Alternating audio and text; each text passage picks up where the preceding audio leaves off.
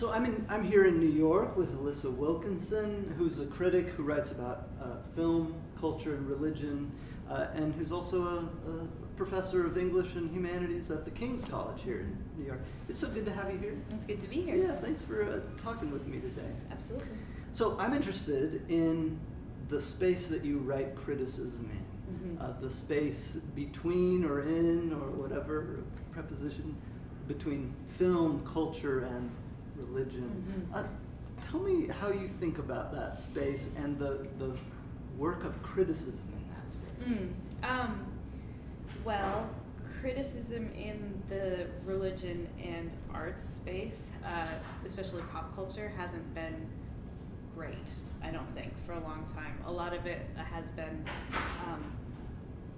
sort of deficient in its understanding of either the art or the religion, one or the other. Or a lot of it has been just sort of, we're just going to push this thing away because it doesn't engage with our religion in the way we would like it to. So I see my job as being someone who can translate between those things, who can think robustly and well about what kind of religious ideas or symbolism or just topics are coming up in a film usually, but sometimes also maybe a novel or a television show, and help bring those into conversation with the work of art itself and into conversation with the way that people think about culture and art and entertainment. And I think critics' jobs really is just to create a new work of art that interacts with the work of art and makes it bigger, expands its reach for the person who's going to read the piece of criticism and watch, or not watch, but just read the piece of criticism. So in effect, I always talk about criticism being a type of ekphrastic writing, which is to say it's art about art, which I think is different from how most people think about criticism. They think of it as like maybe a consumer guide to help them know what to buy. And it can have that function, of course, but I don't think that great criticism that like will last throughout time is going to be the stuff that kind of gives you just a thumbs up or thumbs down. It has to have more to it than that. Yeah. And it's always artwork focused. The way you talked about it is it's an artwork, the criticism. It is a work of making, opening, playing with what language can do and what forms can do. Yeah. But do you think of criticism as primarily serving the artwork that you're focusing on? Would you say it in those terms? I think my biggest responsibility is to the reader, and secondarily to the work of art, and only a little to the artist. Unfortunately, there's only so much you can know about an artist, and I love filmmakers. I think they're the most interesting people in the world to talk to, most of the time. But I don't think that when I'm writing, I need to be thinking about what they're going to feel or think. I need to be thinking about what does the reader, my reader, need from me or to understand that they maybe wouldn't have run across themselves, or that it's useful to see another person's opinion about it. So I studied creative nonfiction in graduate school, and that is like memoir and personal essay writing. But I came to the conclusion that criticism is basically personal essay writing. It's just that you take yourself off to the side of the story as much as you can, and so the story you hand over to the reader is, here is my experience with this work of art. Let me explore it, articulate it, and illuminate it for you, and give you permission to then go in and have your own experience with that work of art. Yeah. And religion is a key aspect of the way that you experience and interpret artwork. Can you say more about that? Yeah, I think raised evangelical, still evangelical, all those things. I think, we evangelicals read the Bible a lot, so we might not always be good at attending to the text in all the ways we should, but we are good at reading text. We believe in text. And so I think evangelicals have a built-in advantage when it comes to actually reading text well. And so when we can approach a work of art without fear as a text on its own and bring ourselves to it, then we can start to kind of make that space. And what I find is that a lot of people are really, really interested in a religious interpretation of a film or TV show, even if the religious content isn't obvious. It's just that a lot of critics are afraid to offer that because they don't feel like they're fluent enough to do it justice. So there are big gaping spaces for critics who can approach work of art generously, but with an eye that looks at religion in particular. And there are critics who write about politics or race or all these things when they come to art. My job is to look at it when it merits it, which is most of the time from a religious framework. And you think there's as much space and invitation for engaging religion in criticism as there would be politics or race or... Yeah, I do. It's weird. People say that a lot, and I've never encountered anyone who was like, oh, well, we don't want that. Like that's, and a lot of the great film critics working today are Christians who often bring that into their work. And a lot of the greatest film critics from the past have been people who maybe they weren't religious in nature themselves, or they didn't consider themselves to be religious, but they had this kind of openness to those religious questions that actually made them better critics. They're not just shutting that off entirely. So every film critic in the world thinks about Roger Ebert all the time, and Roger was not traditionally religious, but when you listen to him talk and read his work, you can see that there's this sort of searching sensibility in his work that just doesn't pop up elsewhere. And I've talked to his wife, who still runs his website, and about that, and she said, oh, he was always looking. That was part of his experience. Do you think film as an art form particularly elicits religious readings? Yeah, I think it can. I mean, obviously the novel does the same thing. TV has been very much about religion, especially for the last few years, very much. But film, the uniqueness of film as a form is that you sit in a darkened room. I mean, if you're experiencing it optimally, you sit in a darkened room for like 2 hours with a bunch of other people looking at something bigger than you, literally on a screen, right? And there's something sort of quasi-religious about that experience, that you have to give over control of your experience and kind of open yourself up to whatever's about to happen. You don't get to control the speed at which you go through a movie. You don't get to walk away from it because you got bored. Like, you have to sit there and wait for it to end. And so you're being guided through this story in a way that, for me, like very closely approximate what happens at church on Sundays. And it's narrative based. I mean, even if it's a very, very fractured narrative, that does pull. You said that you're guided through. I often experience films also as like the emotions, the desires for whatever that is, restitution or resolution or whatever, wholeness. I mean, it triggers so many of those things in such a powerful way. That's right. And it's, it's linked with visual, and that's really what the kicker is. I mean, films are stories that are visual, and those two pieces are so vital, because the visual, it captures our imaginations, it puts us in other people's shoes, and helps us literally see what they see in ways that maybe just telling the story or hearing it on the radio or something wouldn't have quite the same effect, even though it might be kind of a similar thing. And that's so powerful. And again, like our religious experiences are not merely text, they're also image based, right? There's also things that we think about as Christians. And practice-based, bodily-based. And practice-based, that's right. Film is, we at least have a window into. That's right. Yeah. Well, speaking about criticism in film, you have a book that's out just recently called How to Survive the Apocalypse. Tell me a bit about that book. What's the argument? Yeah, my co-writer and I both are kind of nerds about zombie TV shows and things like that, and like Battlestar Galactica, cyborgs, all these things. And we also both do a lot of work with the work of Charles Taylor, the philosopher. And so we were thinking about both of those things kind of separately, and then we brought them together. So in the book, we first look at the history of apocalyptic literature, like over times, because it's basically the oldest form of literature that exists. In the Bible, it begins and ends with apocalyptic literature. So we looked at the history of apocalyptic literature and thought about what does what has it done for civilizations in the past? Why do we tell these stories? What are we kind of getting at?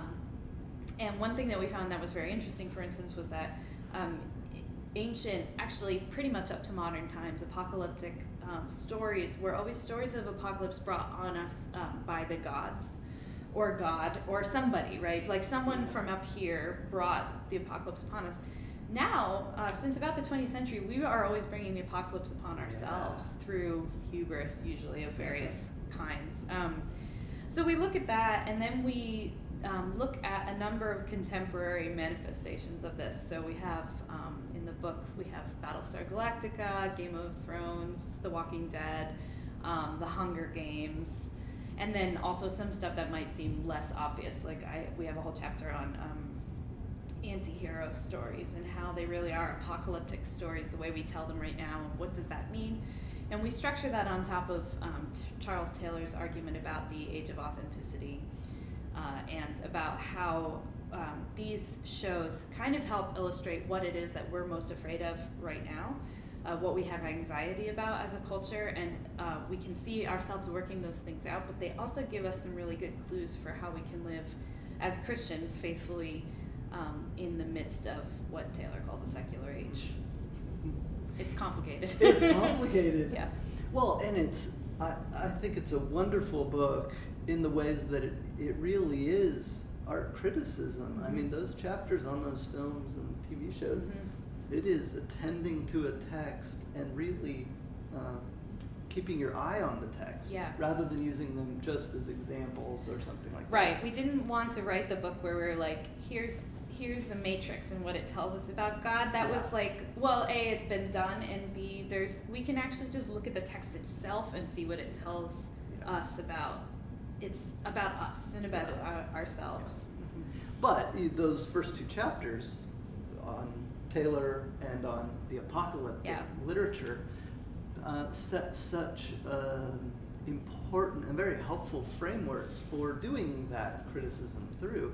And that's one thing that I'm struck with in doing criticism that incorporates things like film and religion, is that getting those to be generative of readings together is difficult. It is.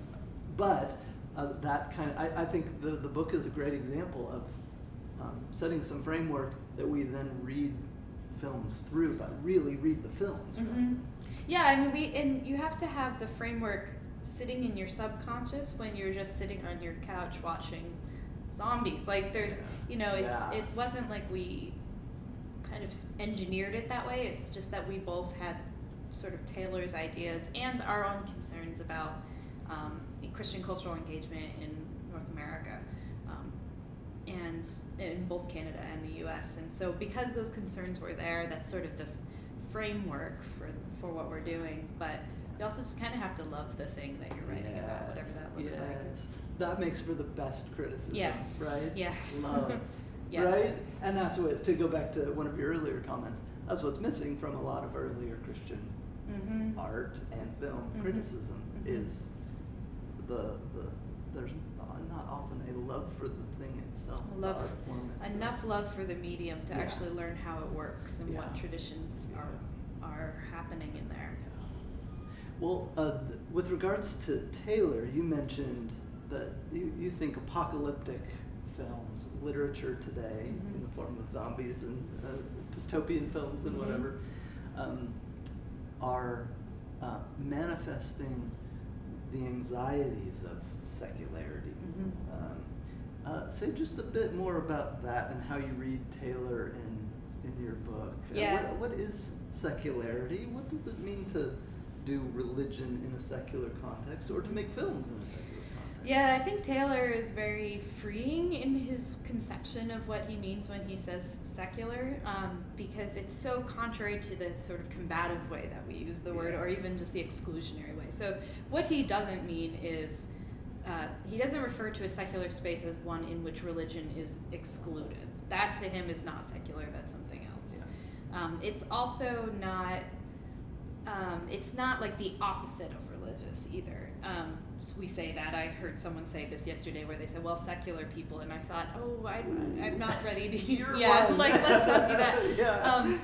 The way Taylor uses secular is to talk about our age as a time in which we have the option of not believing.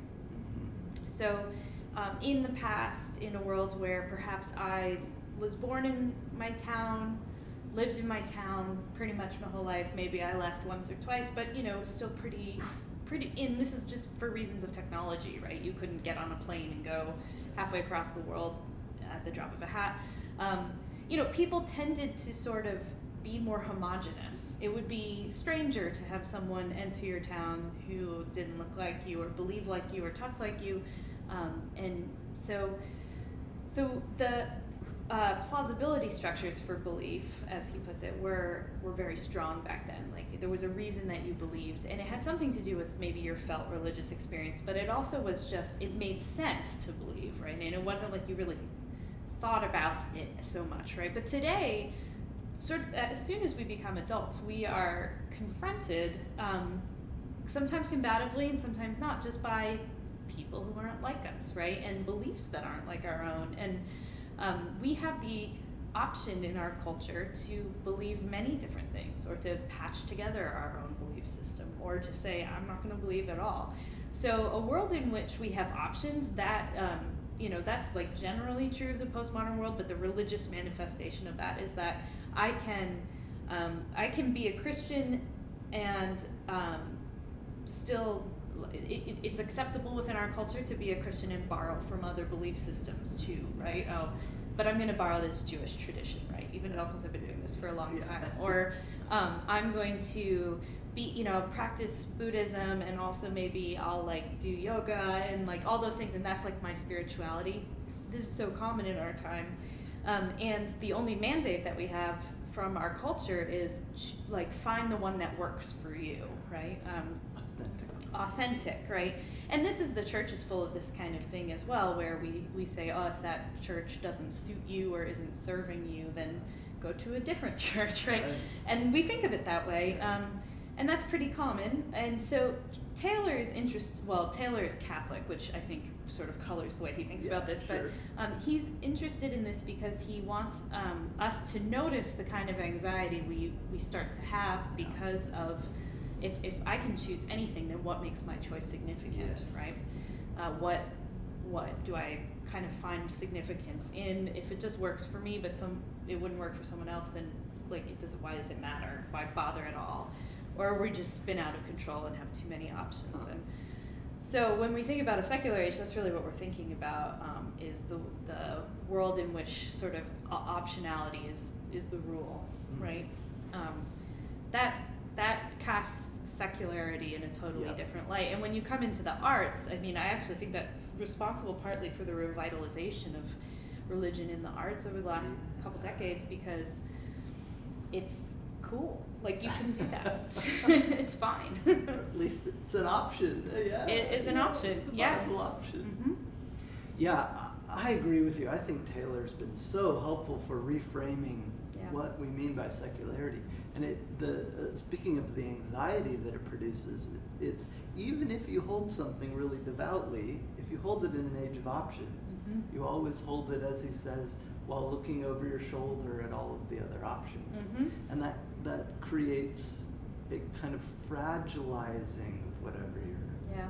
And a kind of existential crisis about it, right? And that makes a lot of sense to me. Sort of as I was reading your book,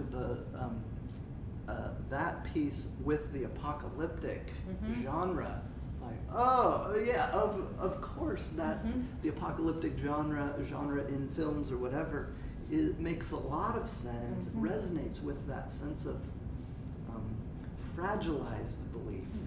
That's right. What we hope for. That's right. What seems most kind of obvious is that we'll destroy ourselves. What's not obvious is how we're going to deal with it, or what we can hope in. And what is there even to help us through that? You know, where do we go then at that point? Where can we lean to find our way through it? Because apocalyptic literature, at the end of the day, and in most of history, has been like hitting a reset button, kind of. So we can think of the story of Noah, in the Bible, and it wasn't supposed to just be like, it was destructive. Almost everything and everyone died, but it was like to bring about renewal. And it's interesting that today we're not even sure that's going to happen. We tend toward dystopia as it seems like we do, although it's been interesting since we wrote the book a couple years ago, and the funny thing about writing TV shows that aren't done yet is that they keep going after the book is published, and there's been some hints in shows like Game of Thrones and The Walking Dead that aren't done. Who knows? It might turn out to be apocalyptic after all, even though they look dystopian. Ooh. It's very interesting. Second edition. Oh, goodness. Yeah, probably. But, that said, we have joked that we could have written this book with reference to Pixar movies. I mean, that this sort of anxiety thing is strung throughout all of our pop culture and not just apocalypse. It's just that apocalyptic literature by nature is revelatory. Yeah. And so when it's revelatory, then we can really look into it and see what it says. Yeah, good. I want to pull on one thing you said just a bit further. Speaking of religion re-emerging into popular culture, film culture, art culture. So I'm largely involved in the visual arts, the museum art stuff. And within that world, there is a really hotly debated, but a lot more talk over the last 15, 20 years about a return of religion. And it's happening both in terms of artists, I think, being more direct in making work that is engaging with religious themes or subject matter or something, but also a bit, less so, but a bit on the side of critics being willing to talk about that. How does that look from your world that is primarily film, film culture? Is there a return of religion, and what does it look like? Maybe a couple examples beyond you. Right? Yeah, I mean, in a big way, I think so. Even since I started doing this about 10 years ago, and I feel like I've even seen a shift myself, and 10 years is not a huge unit of time. But in film it is. I mean, that's like a little less than 10% of the life of film, so far. So, yeah, I think there are a lot of reasons for this. One reason that I always come back to is that 9/11 seems to have shaken up the way people think about what culture is for in a way that we aren't equipped to express right now. But, even just thinking about meaning in a deeper way leads people generally towards something about religion, whatever that looks like, in their case. And then also, I think people's rising awareness of radical religious movements, including radical Islam, actually makes us rethink about what is religion itself. Can we distinguish radicalized religion from religious experience? Yes, obviously we can. Okay, so how do we express that? Well, it comes out in art. So, for instance, TV is actually much more interesting on this point, I think, in general, just because most people engage with those. So the show The Americans, right, is a show about religion. And I'm not the only one who wrote this. I read several articles about this before I got around to writing about it myself. But that's a show in which, there is a long and deep arc of a religious character who I don't want to give too much away, but shatters people's stereotypes of what a religious character would be like, and also actually his faith and eventually another character's faith present a clear confrontation to the communist ideology of the main characters, and that is held like a religion for them. There's no answer to this. Isn't just political views. And then that is actually in contrast with the kind of capitalism of the American people in the show. So you see all these things and Christianity confronts both of those things. And so some of the best writing on it has come out of people recognizing that, this isn't about religion, or this isn't about politics at all. It's about something much more tightly, closely held. Or a show like The Leftovers on HBO, which is basically a show about the rapture. But it started out that way, and I thought, this is interesting. Obviously, I have to write about this. But then as the show has gone further, it's actually turned out to be about the way people run to belief as a way to cope with grief and the differing ways that people do that. And it's really remarkable and definitely one of the best shows on TV. Or, I mean, goodness, the movies just in the past few years have been loaded with wonderful stories that I feel like are really actually doing some heavy theological lifting from something like Cylons, of course, although that story way predated the film, but or the movie Calvary that came out a couple years ago, which is about a priest kind of going through the passion of this priest, trying to minister to a parish that's very difficult. They're a very difficult bunch of people to deal with. And when I go to Sundance, I see these independent films, and that's really where the interesting work is being done, is in independent film. And then some of the best filmmaking in the world is coming from the Muslim world, from Iran in particular, because there are a lot of filmmakers who are very opposed to the extremist forms that they might be living under in an authoritarian regime, and they're making films as a way to quietly subvert that without getting in trouble with the government. Interesting. Do you have any examples off the top of your head? Films that we should there watch? was a movie, Sorry, I put you on the spot. Oh, Timbuktu. That was the name of it, and it came out last year, I think. And it's great. I mean, you have to see it. It's about this village, and they're in Morocco or something, and they're just sort of living their lives. And then it's basically a extremist group comes in and sort of takes over to be the government, and you see them try to deal with that, and it was remarkable. That was a great one.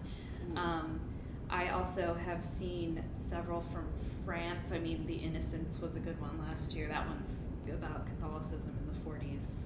But there are all these kind of things that are bubbling to the surface, most of which are coming from filmmakers who don't call themselves religious. But they're still doing some great things. There's a movie, Midnight Special, that came out last year that did very well at Berlin. And it's about someone who is trying to save his son, doesn't really know what's wrong with him, and it turns out there's a supernatural angle to this that nobody kind of saw coming, and it's really just about doubt and belief. It was amazing. It's one of the best films on that. Well, and it strikes me that in a number of those films and TV shows that you mentioned, it is religion is becoming a front and center concern in these films, and specifically it's a fragilized religion. It's the struggle to believe, or the difficulty, it sounds like in all of those cases. To what extent, so if that's often what is kind of being made in the artworks themselves, to what extent does good criticism about them also manifest a fragilized belief? Does that make sense? Yeah. Versus a very sort of confident, if there are any those other critics out there, very religiously confident. I mean, what I've found in writing about them is that I am almost required to bring myself into the story in order to illuminate it for the reader, which I think is a really good thing. I mean, you can think about it on the lines of testimony, right? And I think that's a good thing, and people want to read that and they find it interesting. But I think that writing about writing about silence, watching the writing about silence has been really interesting, because I'd read the novel, I knew going in basically what I was going to get, although it was great, and I was really glad that I got what I was hoping for. But it's been interesting reading Christians writing about it, and kind of grappling. That's a film that is challenging for Christians, but it's also challenging for non-Christians, and most of my friends who are critics are not Christians, or they're not practicing. A lot of them used to be and just walked away, and some of them are just, they're not interested. But I have a friend who's a very prominent film critic who told me that Silence was that was what the first thing he'd gone through that made him wish he could believe in God. Like, if that was interesting. Whoa. Yeah, and a lot of people went and read the book and saw the movie, or did it in the opposite direction, and just took them weeks to be able to figure out even how to write about what they had just experienced. So it was like we all had a religious experience together, We all brought something different to it, which is true of all religious experiences. We only have ourselves to bring to the table. So I do nobody any good if I walk in and say, let me tell you what this is about, because it's not necessarily, right? A work of art is only kind of completed when I bring myself to it, which means that whoever I am, I'm going to see a different work of art. We're all going to sit and watch the same movie. We're going to see something different. So it's been interesting to see it as a locus for people to really grapple with things that they didn't even realize they were thinking about. And they certainly were not going to go to church and do that. Like, it wasn't going to happen. But Martin Scorsese can make that happen. That's great, right? Yeah. And to get back to one of your earlier comments, one of the real services of the criticism that you do is to wrestle with these things in public, and to some extent wrestle on behalf of your readers, right? To open up the work in a way that is helpful to the rest of us. Right. Trying to also open up the work. Yeah, that's the hope. I mean, if I were to just go in and say, well, this was good and this was bad and you should pay for the ticket or not, then it's entertainment. Great. Yeah, but anyone can do that, right? Like somebody, you just go to Rotten Tomatoes. Why do you shoot me? Sure. It's been really a joy talking to you. Thank you for coming by Thank and you. talking with me. Yeah, absolutely. Thanks.